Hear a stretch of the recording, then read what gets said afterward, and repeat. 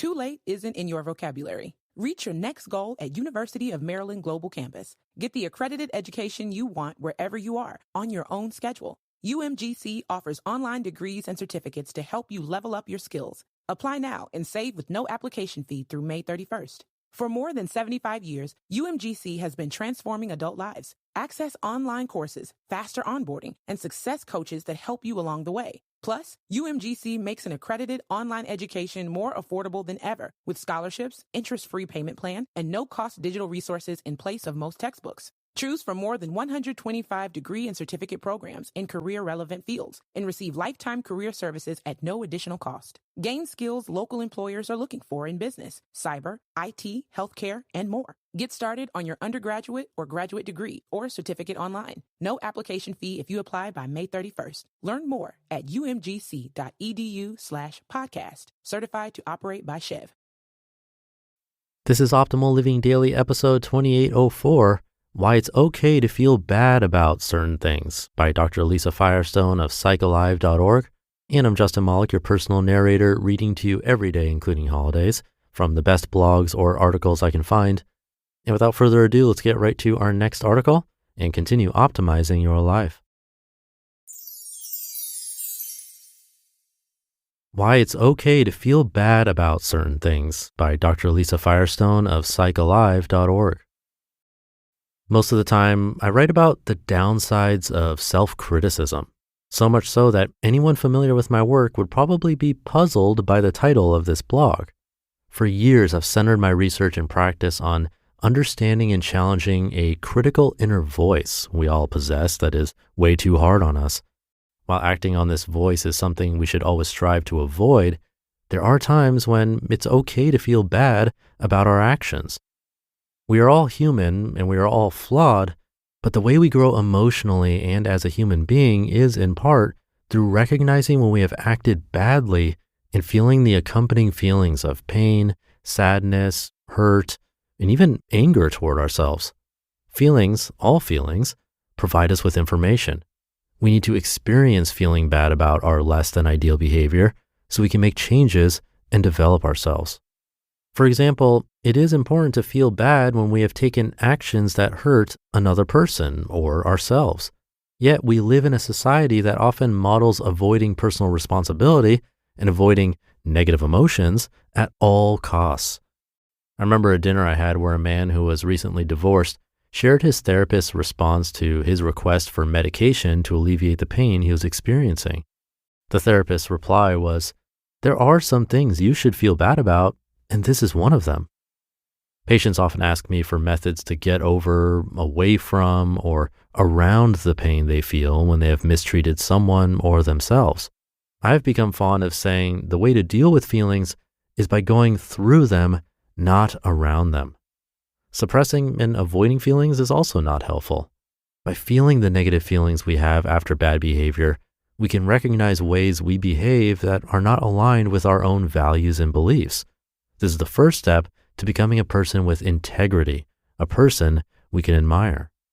To be clear, I'm not suggesting we ruminate about how bad we were or beat ourselves up, but rather that we feel our feelings and use them to develop ourselves.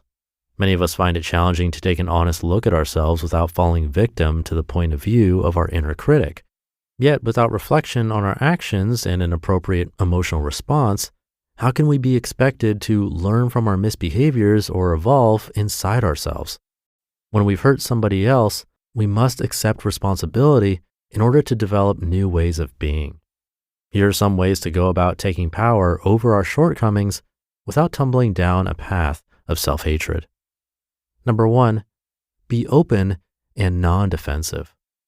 When we regret a way we acted, it's helpful to adopt a curious, reflective attitude in which we are seeking rather than avoiding feelings and the information they embody. We can ask ourselves what we objected to about our behavior and how it affected us and others. We should try to treat ourselves with self-compassion, the same way we would a friend exploring an issue they're seeking to change about themselves. Remember that most of us come by our behavior honestly. Many of our worst traits are born out of ways we learn to protect or defend ourselves early in life. These things are in our power to change, but we must first recognize and acknowledge their existence. Reflecting on our most destructive actions can lead us to a deeper understanding of how we came to be the ways we are. It can also bring up a lot of feeling for the circumstances that led to these original adaptations. Number 2, feel the feelings. When we act in ways with which we are disappointed, we should remind ourselves that it's okay to feel whatever feelings arise. We can't just get over it by pretending it didn't happen or trying to numb the feelings we are experiencing. If we give ourselves space to feel sad or sorry, we learn that we can handle these emotions and grow from them rather than going to the extremes of either denying them or letting them drag us into a state of devastation. Feeling the pain of mistreating someone we care about or sabotaging something we desired is an honest reaction that invites other important feelings like empathy or motivation to change.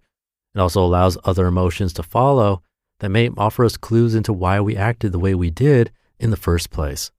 We may realize that a feeling of fear, anger, or shame was triggered inside us that caused us to lash out or react in some way that didn't serve us. Accepting these feelings and allowing them to pass through us is an important part of growth.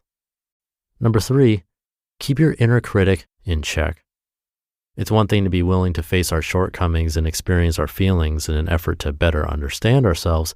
It's an entirely different thing to let a destructive internal enemy bully and berate us into a state of self-hatred. Self-hatred does not lead to change or anything constructive. Every one of us has flaws. The real test of our integrity is established by how we are able to take personal responsibility for our behavior's impact on ourselves and others and develop into the person we want to be. As soon as we notice ourselves having cruel, evaluative thoughts about ourselves, we are on the wrong path. Thoughts that only serve to put us down or make us feel defeated are a sure sign that we're listening to our critical inner voice. Instead, we should keep talking to ourselves the way we would a friend, accepting truthful feedback while staying deeply compassionate toward ourselves. Number 4, practice self-compassion. Being honest about ourselves is never about dragging ourselves through the mud. Unlike self-esteem, self-compassion is not about self-evaluation. Rather, it's about adopting a kind of way of treating ourselves, a mindful way of relating to our thoughts and feelings, and an acceptance of our common humanity. We need self-compassion when we're being introspective because it helps us not get carried away with cynical, destructive thoughts while remaining open to noticing ways we need to improve. When we stay on our own side and remind ourselves that our flaws are part of what makes us human, we're able to stay open and curious about what we seek to change about ourselves. Number 5, avoid rumination. No matter what, ruminating on a problem only makes it worse. If we notice ourselves getting stuck on bad thoughts toward ourselves or playing our mistakes on repeat, it's time to move on. Our goal is not to build a case against ourselves about how awful we are. It's rather to invite honest reflection, allowing whatever feelings to arise and set a course toward different actions in the future. And number 6, ask questions and listen to the answers. When we hurt another person, it's important to invite them to share their perspective and try to understand their experience.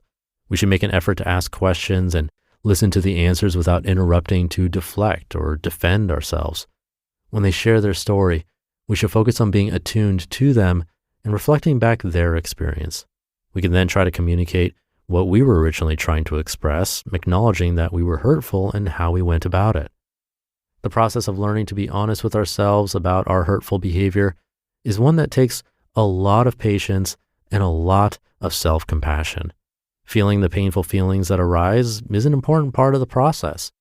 The more we can accept that we are a learning, evolving, and hurt person just like everyone else, the more we can empower ourselves to consciously develop and change. We can learn more about why we defend ourselves in certain ways and how we act in ways that limit our own lives. We can then take more mindful actions that help us express who we really are and what we really want. You just listened to the post titled, "Why It's Okay to Feel Bad About Certain Things" by Dr. Lisa Firestone of PsychAlive.org. Thank you to Dr. Firestone. A perfect continuation from yesterday's episode, accidentally. So yesterday we talked about the importance of having a positive outlook. And now today, here comes Dr. Lisa with the other side of that coin, how it's totally okay to feel bad, even anger toward ourselves in certain situations some of the time.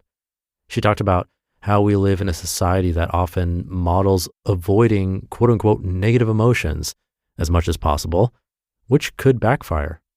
But I did say certain situations some of the time because, as Dr. Lisa also said, there's a distinction of ruminating and beating ourselves up versus feeling the feelings and learning from it. This is where I think journaling can come in handy with multiple of her suggestions that did come to mind for me, journaling, especially with the rumination part. If you're ruminating, I think it could be good to get it on paper as much as you can until you've pretty much exhausted the topic, and then rip up that paper, throw it away.